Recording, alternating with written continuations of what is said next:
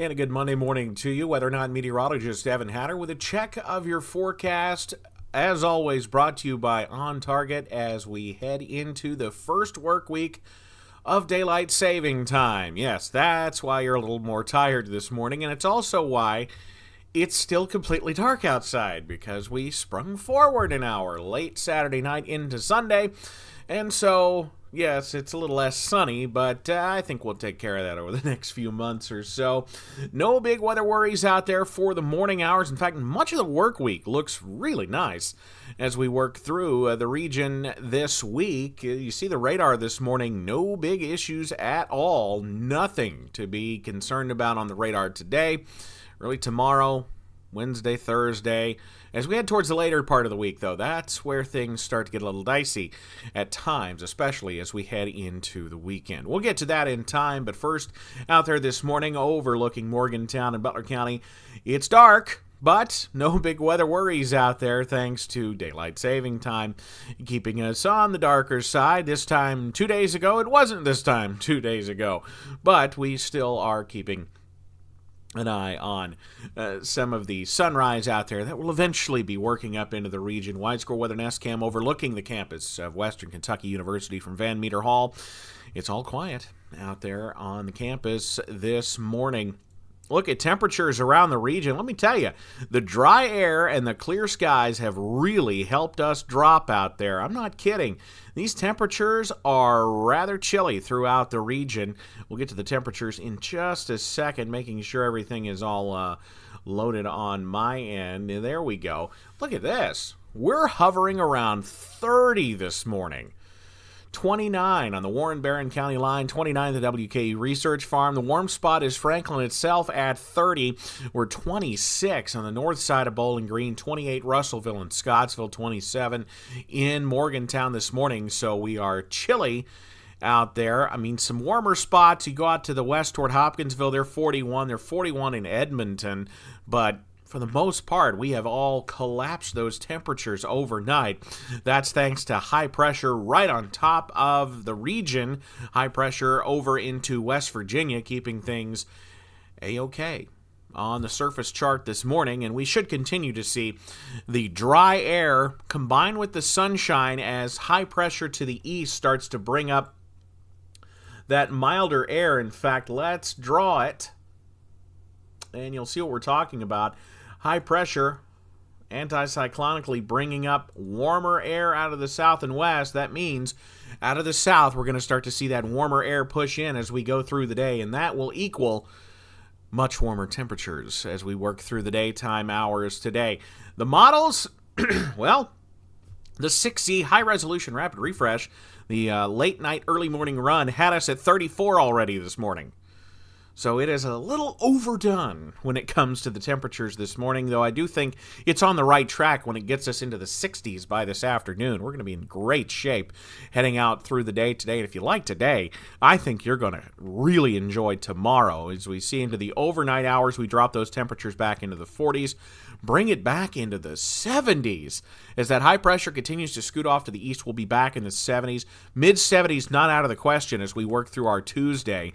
And then we keep it mild as we head into our Tuesday night and early Wednesday. So really, as we head through the early parts of the work week, things are looking really, really nice with mild temperatures, not much wind, no weather worries. Fantastic. Get out there and enjoy it, especially Monday, Tuesday, and into Wednesday. By Thursday, we'll be keeping an eye on a weak disturbance that will try to push through as we head late Wednesday night into early Thursday.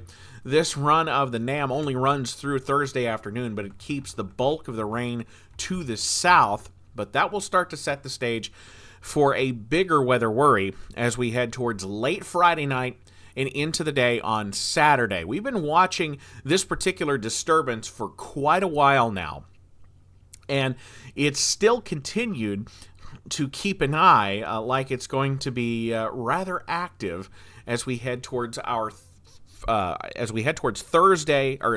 Friday night and into Saturday. Okay, this is starting on Thursday afternoon. You see some of those showers out there, but look what's going on off the Rockies there. Northeast Colorado excuse me, into western Nebraska, 985 low, and it just continues to deepen.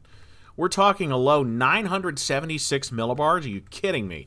That is a very strong low for this time of year, and that will spark off the potential for showers and thunderstorms as we work through Friday afternoon into Friday evening. Now, this particular run of the GFS is interesting in that it keeps the bulk of the precipitation Friday well off to the west, but still sends our area of showers and storms into the region late Friday night into early on Saturday. That's key, because what's going to happen is this low pressure will try to fill in, it will try to weaken and push off to the east and the northeast. The problem is the frontal boundary associated with it, as it's outpacing, it's forcing, as the low outpaces itself. We'll show you this. Hold on. As the low pushes off to the north and east, the front that it drags behind is going to kind of get left behind. As it does, that's an opportunity for something else to hitch a ride along that front. And so this particular solution of the GFS says, okay, we're going to develop a low pressure down along that frontal boundary. And where that sets up will equal the potential for more strong to severe thunderstorms. I think that potential is well out to our west on Friday. That potential lowers a little bit as it enters our region during the nighttime hours on Friday. But as we head into Saturday, that's when we have to watch for the potential for more showers and thunderstorms. This is late Saturday night. You see that low pressure develops across the deep south and tries to work on into the region. Then that pushes off to the east. We get a little bit of a break before the next system. So it's a complicated setup that could involve three different things. Very gusty winds on the order of 40 to 50 miles per hour as we head into late Friday night into Saturday. The potential for some very heavy rain and the potential for strong to severe thunderstorms. Now, none of this is set in stone just yet. The models are still waffling on the potential. As a matter of fact, let's take you to a zoomed-in version of that same run of the GFS that has those showers and storms trying to work in late Friday night into Saturday. Those push off to the east, but we get a push of heavy rain and thunderstorms late Saturday night into early Sunday. It's still something we have to watch because the ingredients are there. We're getting into the spring severe weather season, so the ingredients are there for the potential for strong to severe thunderstorms. The Storm Prediction Center sees the same thing. This is the severe weather outlook for Friday, and you see the National Weather or the Storm Prediction Center has that 15% risk, what would be a slight risk, just pushing into the Wobbles region as we head late Friday night into Saturday, with the greatest threat, the 30% chance, what would equal an enhanced risk, out to the west, across West Kentucky and further to the south. On Saturday, they have now expanded that level 2 slight risk, the 15% risk, all the way up, including all of Wobbles and all of central and eastern Kentucky, with the 30% chance. Again, you can't see it, it's at the bottom of the map there. The better chance of the severe weather, or at least the more confidence at this point in the potential for severe weather across Mississippi and Alabama, where the ingredients look just a little bit better. It doesn't mean we're not going to see severe weather. I think it means the area for Friday is off to our west, and the best area for Saturday at this point looks to be off to the south. It's something we'll watch. Looking at the comparison of the Storm Prediction Center, you see there's the main risk out to our west.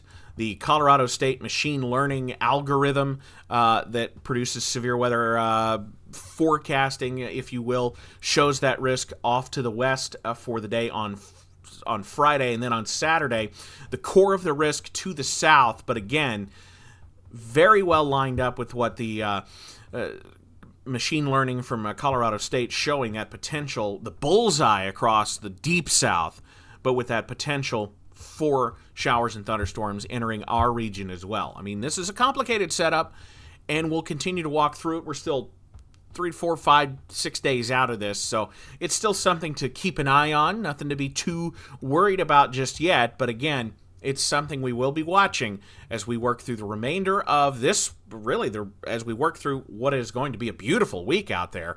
And usually when it gets really, really beautiful this time of year, there's a price to pay, and that's something we'll have to watch late Friday night into Saturday. We'll have more details, obviously, as we go through the week. But as we head through the week, absolutely beautiful. Look at your next 6-day weather forecast.